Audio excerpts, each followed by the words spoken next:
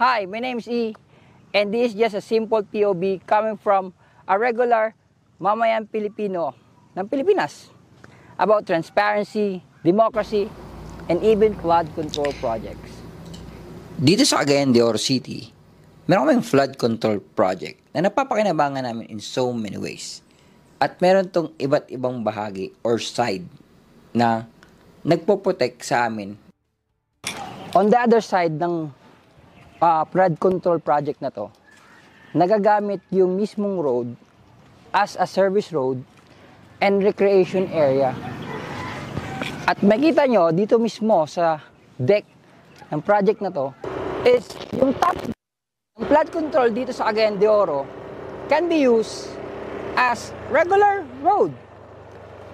We can use this for emergency, and most of the time Cagayan de Oro people use this for recreation, such as exercise, jogging, and even concert and big events. Dito namin ginaganap kasi malaki ang space. So madaling sabi, talagang napapakinabangan namin kung ano yung ginawa ng gobyerno dito sa Cagayan de Oro. So dito naman sa side ng river mismo, this is like 40 or 50 feet ang lalim. That protect us from the river and the flood itself.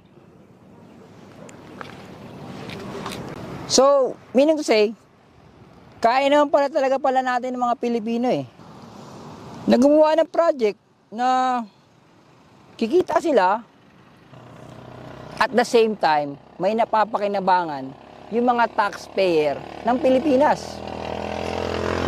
We're using this for service road, recreation area, and even concert. Hindi na kami talo doon. So kaya naman pala talaga It's a win-win situation baga. Don't get me wrong. Don't get me wrong guys ha. Hindi ako nagmamagaling na napaka-perfect nitong Cagayan de Oro project na to.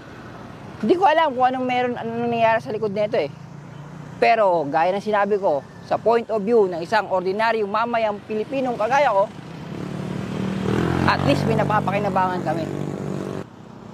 And pwede naman yung ganun Gawin mo lang siguro yung tama. So, ang mensahe ko sa